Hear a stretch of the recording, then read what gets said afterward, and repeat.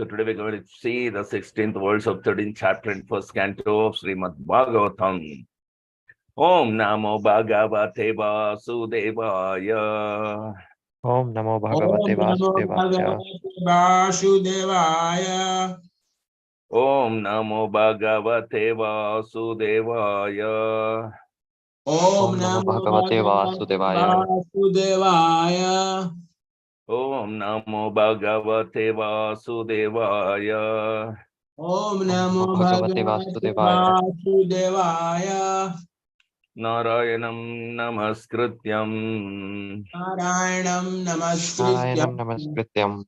Naram Chaiva Narotamam. Naram Chaiva Narotamam. Devim Saraswatim Vyasam. Devim Saraswatim Vyasam. Tato Jayamudirayet. Tato Jayamudirayet. Nashtaprayeshu Abhadreshu. Nashtaprayeshu Bhadreshu. Nityam Bhagavata Sevaya. Nityam Bhagavata Sevaya. Bhagavati Uttama Sloke. Bhagavati Uttama Shloke. Bhaktir Bhavati Naishtiki. Bhaktir Bhavatir Naishtiki. Srimad Bhagavatam, Canto 1, Chapter 13, verse 16. Yudhishthiro labdharajyo. Yudhishthiro Labdharajyo. Drishtva pautram kulandaram. Drishtva pautram kulandharam. Bhratrubhir lokapalabhair. Bhratribhir lokapalabhair. Mumudhe parayastriya. Mumude Parayashriya. Yudhishthiro labdharajyo. Yudhishthiro Labdharajyo. Drishtva pautram kulandaram. Drishtva pautram kulandharam. Bhratrubhir lokapalabhair. Bhratribhir lokapalabhair. Mumudhe parayashriya. Mumude parayashriya. Yudhishthiro labdharajyo. Yudhishthiro labdharajyo. Drishtva pautram kulandaram. Drishtva pautram kulandharam. Bhratrubhir lokapalabhair. Bhratribhir lokapalabhair. Mumudhe parayashriya. Mumude parayashriya.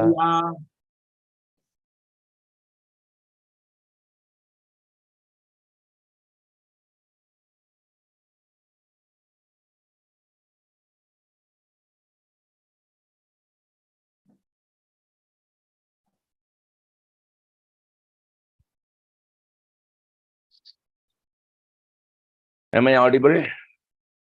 Yes, sir. Yes. Translation purport by His Divine Grace of Charana Arvinda Bhakti Vedanta Swami Srila Prabhupada. Jai Srila Prabhupada ki jai. Jai. Synonyms: Yudhishthira, Yudhishthira. Yudhishthira. Labdharajya, possessing his paternal kingdom. Labdharajya, possessing his paternal kingdom. Drishtva, by seeing.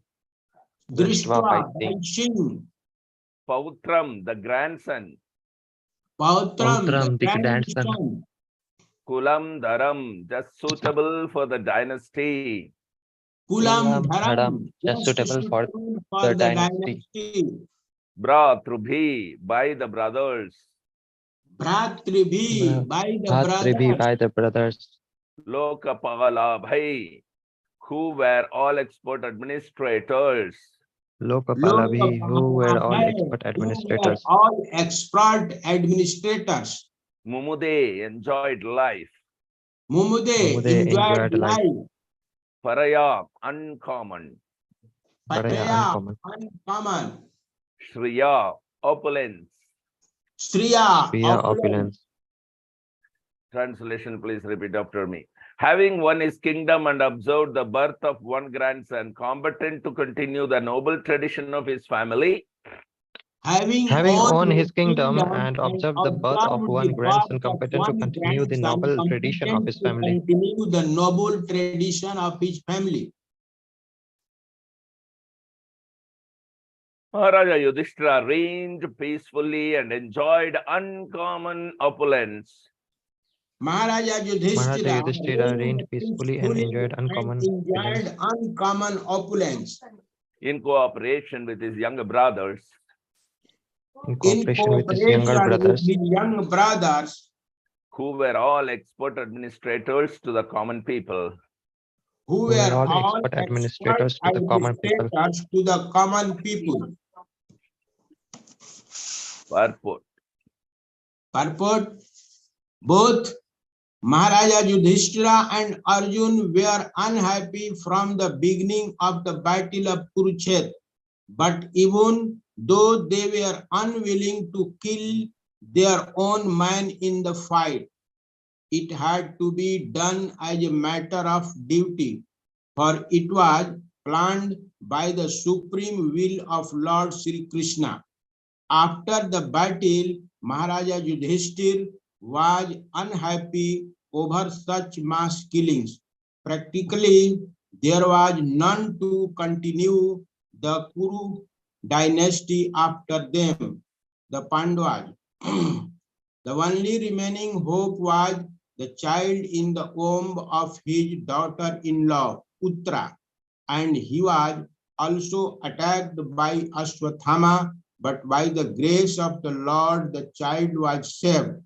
So after the settlement of all disturbing conditions and re-establishment of the peaceful order of the state, and after seeing the surviving child, Parikshit, well satisfied, Maharaja Yudhishthir felt some relief as a human being, although he had very little attraction for material happiness, which is always illusory and temporary.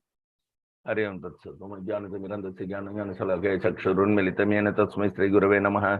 नमः ॐ विष्णुपदाय कृष्णपृष्ठाय भूतले श्रीमते जयपताक स्वामिन् इति नामिने। नमो आचार्यपदाय निताय कृपप्रदायिने गौरकथा धामधाय नगर ग्राम तारिणे। नमः विष्णुपदाय कृष्णपृष्ठाय भूतले श्रीमते भक्तिवेदान्त स्वामिन्निति नामिने। नमस्ते सरस्वते देवे गौरवाणी प्रचारिणे निर्विशेष शून्यवादे पाश्चात्यादेशतारिणे। जय श्री कृष्ण चैतन्य प्रभु नित्यानंद श्री अद्वैत गदाधर श्रीवासदि गौरा भक्तवृंद। हरे कृष्ण कृष्ण कृष्ण हरे हरे हरे राम राम हरे हरे हरे कृष्ण कृष्ण कृष्ण हरे हरे हरे राम राम राम हरे हरे हरे हराय राम कृष्ण यादवाय नम हरे गोपाल गोविंद राम श्री मधुसूदनम मुखम करो दिवाचालम पंगुलंगायते गिरिमत् कृपा तमा मुंदे श्री गुरुम दीनतारिणम परमानंद माधवम श्री चैतन्यमेश्वरम। हरि ओम तत्सत्।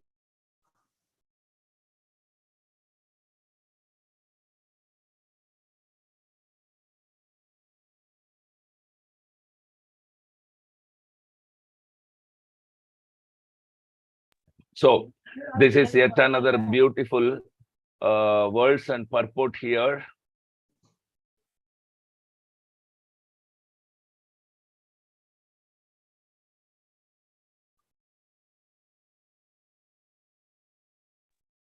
So very beautiful purport and very beautiful words. How King Yudhishthira, uncommon opulence is not ordinary thing, and nobody possesses in the material world. I mean, in the earthen planet as an emperor of even the whole planet. But Yudhishthira were so opulent that even the demigods were hankering for the opulences that Yudhishthira Maharaj had. He has commanded such a great test of human beings, prestige, respects, and other opulences. Nevertheless, he is always established on the platform of loving devotional service to Lord Sri Krishna. So he was not much attached to the material opulence. And of course, both Maharaja Yudhishthira and Arjuna, from the beginning of the Battle of Kurukshetra, they both were unhappy because both of them had such a equipoised vision, and they don't treat someone as enemy and someone as friend. And they at least they see that our own family member, why one should have enmity to that an extent that one kill each other. So this thought they both did not like, but they had to perform what they did not like. That is material life. In the material world, even though you don't like it, may be good, it may be bad, but you have to do it. You are forced to do it because it is a plan of the Supreme Personality of Godhead. So they were totally unwilling to kill their own men in the fight, but they had to do it as a matter of duty because that's a plan of the Supreme Lord Krishna. So they performed, not even as performed as part of the duty as a Kshatriya. Rather, they have performed it very benevolently as a pure loving devotional service to Krishna. This is the beauty, and there's a difference between these devotees becoming the governors and controllers, and a pious person, by dint of his pious activity, becoming a great man in the society. So these personalities like Arjuna and Yudhishthira were very pure devotees, and they were not agitated by the material opulence, though it was uncommon. Means it was not held in the history prior to them by anybody, we can say. So, but however, still, despite all facilities are provided to them, despite they had a very wonderful family life, they had to indulge in war, they had to indulge in mass killings. The Kurukshetra war, that was the greatest Second World War after Ramayanas. This particular war on this planet happened for 18 say days continuously, and of course nights there will not be any war, and only during daytime, sunrise to sunset, the war will happen. So sunrise to sunset, on an average, say 10 to 12 hours, that's all. Within 12 hours of 18 days, more than 68 crores of people died. Almost there was nobody to reign the kingdom or rule the kingdom. Almost all the male members of the whole families, they have been killed in the, what you can say, in the war. So this was, that made Yudhishthira more unhappy. And even in their Kuru dynasty, there were no heir left out. After the Pandavas, the only last hope was the child of Uttara and the Arjuna's son to Subhadra, Abhimanyu. And this is Parikshit Maharaj. He was also attacked by Ashwatthama to kill the last heir of the dynasty, which was not at all pleasing to even Duryodhana. However, by the grace of the Lord, child Parikshit was saved in the womb of the Uttara when Brahmastra attack happened on the little soul. So, after settlement of all the disturbing conditions, they have somehow re-established the peaceful order of the state. And Yudhishthira is satisfied fully, at least to that extent as a human being, that okay, now I have a here to further process and protect the world. So he got some relief. But he was not so hankering for the material opulences. They had uncommon opulences and it gives them happiness. They know that this kind of happiness are all temporary, and they should not be so much hankering. They are situated by remembering the lotus feet of Lord Krishna all the time as a pure devotee. So in this, why these people's names are taking place in pages of Srimad Bhagavatam? Because they are connected to Krishna. And when they're connected to Krishna, their activities are considered devotional service. All the activities they perform fall under one or more of the 9 devotional processes to achieve Krishna Prem. And out of love and affection, they are performing not as a Vaidhi Bhakti. They are in the Rahanuha Bhakti. So spontaneous affection for Krishna, based on particular relationship, such as fraternity, like Arjuna. So they held their position on the devotional platform, and whatever they did, they rendered devotional service unto Krishna. So that's the purport of this verse. Let's go to the next verse. Srimad Bhagavatam, Canto 1, Chapter 13, verse 17. Evam griheshu saktanam. Evam griheषु Saktanam Pramattanam tadihaya. Pramattanam tadiha Atyakramad avijnata. Abhyakramat abhikyata Kala paramadushkara. Kala paramadushkara Evam gruheshu saktanam. Evam griheषu saktanam Pramathanam tadihaya. Pramatanam tadihaya Atyakramad avijnata. Abhyakramat abhikyata Kala paramadushkara. Paramadushkara Evam gruheshu saktanam. Evam griheषu saktanam Pramathanam tadihaya. Pramattanam tadihaya Atyakramad avijnata. Atyakramat abhikyata Kala paramadushkara. Paramadushkara Synonyms. Evam, thus. Yes, Griheshu, in the family affairs. Griheshu in the in family the affairs. family affairs Saktanam, of persons who are too attached. Saktanam Of persons of who are too persons attached. who are too attached Pramathanam, insanely attached. Pramattanam insanely insanely attached Tat ihaya, engrossed in such thoughts. Tat ihaya engrossed in such thoughts Atyakramat, surpassed. Atyakrama surpassed Abhijnata, imperceptibly. Avidyata Imperceptibly. imperceptibly Kala, eternal time. Kala Eternal eternal time Parama, supremely.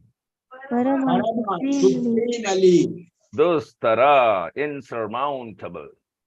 Drupara Insurmountable. insurmountable Translation, please. Read after me. Insurmountable eternal time, insurmountable eternal time imperceptibly overcomes imperceptibly overcomes those who are too much attached those who are too much attached to family affairs and are always engrossed in the thought. to family affairs and and are are always always engrossed in their engrossed thoughts. in their thought. Too much attached to the family affairs. They're always engrossed in their thoughts. Purport. Purport. I am now happy I have everything in order.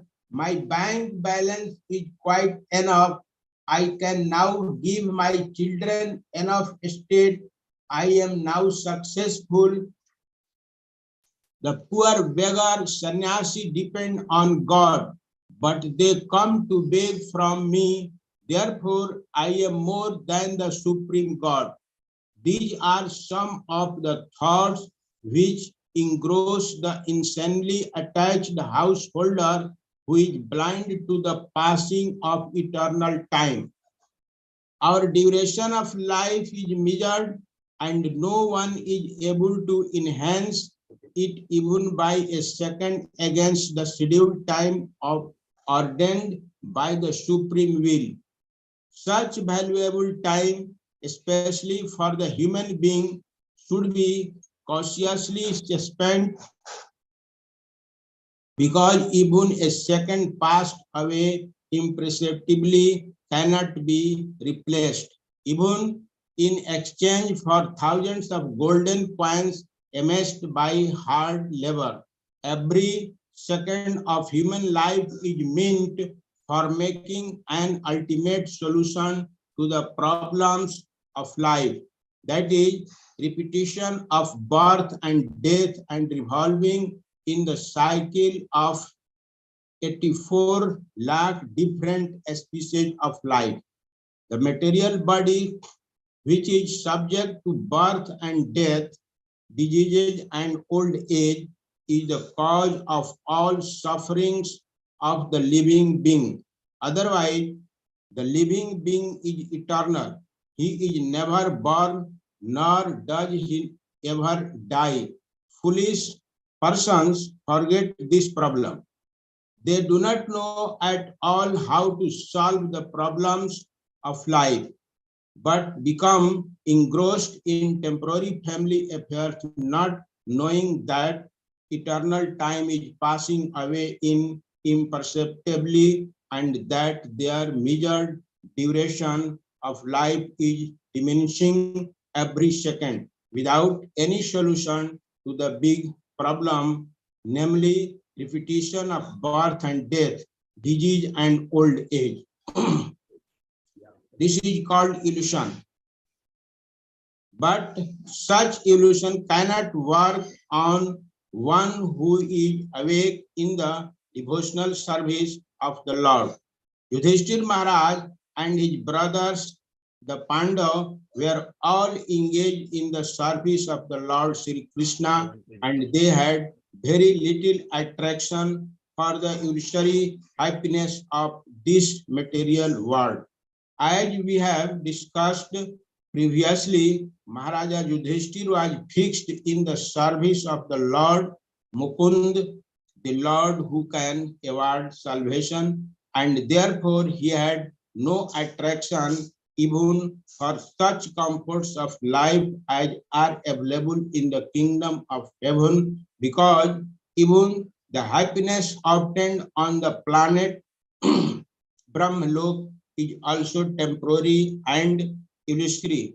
Because the living being is eternal, he can be happy only in the eternal abode of the kingdom of God, Prabhyam, from which no one returns to this region of repeated birth and death, disease and old age. Therefore, any comfort of life or any material happiness which does not warrant an eternal life is but illusion for the eternal living being.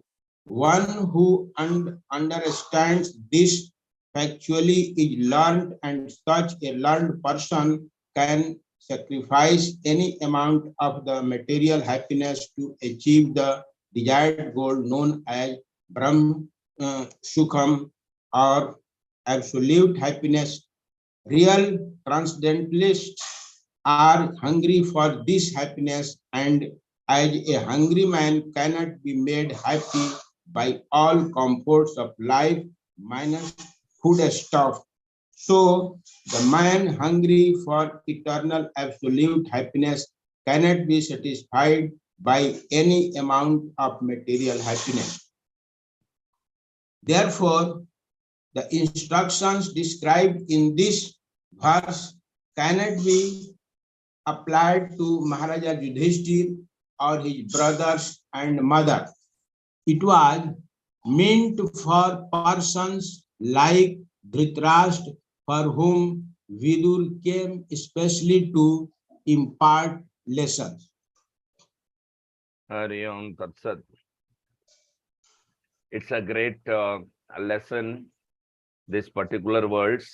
If you see, insurmountable eternal time imperceptibly overcomes those who are too much attached to family affairs and are always engrossed in their thoughts. So in the previous words, we saw Yudhishthira, Arjuna, the Pandavas, they were not very much materially attached or materially inclined. Okay, the happiness comes, they accepted. When the sad comes, that also they accepted in the equipoised manner, nor did they treat Dhritarashtra as their enemies ever. Despite their son, including Dhritarashtra, wanted to kill every one of the Pandavas. They don't want to see them breathing at all. And despite that, by the mercy of Krishna and the being a devotee established on the realm of devotional service, they were able to come out victorious. On the other hand, every son of Dhritarashtra were not breathing now. So this is the status. And finally, Dhritarashtra, though he was maintaining enmity in the core of the heart with the Pandavas from the very beginning of the childhood, despite that, Yudhishthira, Arjuna, these Pandavas were so generous that they treated still, despite their son came to kill and they killed, despite that, they didn't treat him as enemy, even as a Kshatriya. That means they didn't act as a Kshatriya. They always acted as devotee only. So they gave shelter to Dhritarashtra. Not only just giving shelter is one thing, but they have respected Dhritarashtra as their own father. And so much they were serving Dhritarashtra and his wife Gandhari, who never showed any kind of welfare, even in their thoughts throughout their life. So this verse is applicable to persons like Dhritarashtra. They were too much materially attached, despite their sons all have died totally by committing abominable activities, offenses at the lowest fetus of all the Vaishnavas. Despite that, this Dhritarashtra is still having attachment to his body, and he wants to be maintained at the cost of whom he treated as enemies, whom he wanted to kill. So this is the very, very, very shameful situation. So in this verse, it is very clearly specified, even with such extent, if you try to live, this insurmountable eternal time and imperceptibly overcome all those who are materially attached so much in the family affairs. So they will also be destroyed. So one can never think that I am very happy. I have very big bank balance. The bank will, declare bankruptcy, and your bank balance, despite it's your money, you lost everything. There is no guarantee. Everything is temporary here. And by having property or money, one cannot be happy, because that is not the source of happiness. And it has been completely renounced by Krishna. And it has been provided to all Ishavasya. So everybody is given the quota of property, wealth, everything. But nobody has become happy by that. The richest man in the world is not happy. The greatest business fellow is not happy. The largest industry owner is not happy. The first member of the first person of the world is not happy. The last person of the world is also not happy. So this we are seeing, already we are witnessing that none of these things, material things, can give you the happiness, because the true happiness is eternal, and that belongs to you, who is eternal as a living entity, as a servant of Krishna. When we establish ourselves as servant of Krishna, under the bona fide spiritual master, then only you will be able to experience that unlimited, uninterrupted, eternal happiness, which is not devastated by time. Otherwise, this so-called material happiness is very temporary, flickering happiness. It's not really happiness. You don't even experience that. Before you experience it, is vanished. It only appears. Just like the, desert, water in the desert, mirage. The mirage is that it appears there is water, but actually water is not in the desert, it's somewhere else. So when you go there, you will find again at a distance only the water would appear, which means you can never drink. Similarly, the material happiness, it appears to be happy, but as soon as you acquire the happiness, you will not find the happiness there. It is not there. It is not there. It is somewhere else. It is in spiritual realm. It is on the platform of devotional service. And because you are living entity, you are eternal, you are entitled to that particular happiness, but you are searching for that in a wrong place. You go and search for water in the desert, it's your fault. You know there is water, but you should not search in the desert. So you should search where the water source is available, where there is an oasis. So these particular spiritual masters, by the mercy of Sri Chaitanya Mahaprabhu, who brought this oasis in this desert of material existence by chanting the holy name of the Lord. So where you will yield the eternal happiness. So we should take advantage of this situation and chant Hare Krishna and, engage others in the loving devotional service platform. And seeing this example, an intelligent person will learn through seeing others, learn by seeing others, and he will not undergo the experience. So we have seen this Duryodhana, we have seen this Dhritarashtra is still, want to maintain his life at the cost of the enemies whom he wanted to destroy. Just see the very precarious situation, no prestige at all. So this kind of situation we should not undergo by experience. We should know that this is a flickering happiness. It's not really happiness. As soon as I get the happiness I am not experiencing, because it is only like mirage. Happiness is only eternal in the spiritual realm, or even on the material platform. If you are situated spiritually, if you are situated in the constitutional position of serving the Lord, remembering the Lord, glorifying the Lord, associating with the devotees, accepting a bona fide spiritual master, offering aratis, eating prasadam, reading Srimad Bhagavatam, discourses, and then preaching. This is giving the eternal happiness, even though you will be bound in the material body. So these are all guaranteed. And Yudhishthira and Arjunas are excellent example. On the other hand, despite hankering, the happiness is not available. That is example is Dhritarashtra. Both the examples are right in front of us. And we read this Srimad Bhagavatam, where Krishna is always present in every syllables of every pages of Srimad Bhagavatam. And in order to take the association and understand by looking at others' life, we must establish ourselves into proper Krishna consciousness. That is the reason why Prabhupada is writing such a wonderful purports, so that we learn from others and then we don't undergo that materialistic experience. We want to undergo spiritual experience because it is eternal, it is our birthright or existence right. So we want to be established in the pure, unalloyed, loving devotion service platform. That's the purport of this verse. Thank you very much. Anybody has any questions, comments, or realization, please share with us. 5, 4, 3, 2, 1, 0. Thank you very much for the association. Let's reassemble tomorrow morning sharp at 7 o'clock with the Srimad Bhagavatam class continuation after chanting the holy name of the Lord. Till then, Grandra Srimad Bhagavatam ki jai. Jai. Patita Pavan Srila Prabhupada ki jai. Jai. Patita Pavan Srila Guru Maharaj ki jai. Jai. Bhagavat Satsang ki jai. Jai. Vaishnav Pranam. Vancha kalpatarubhyascha kripa sindhubhya eva cha patithanam pavanebhyo vaishnavebhyo namo namaha. Jai Srila Guru Maharaj ki jai. Sitaika Premanande.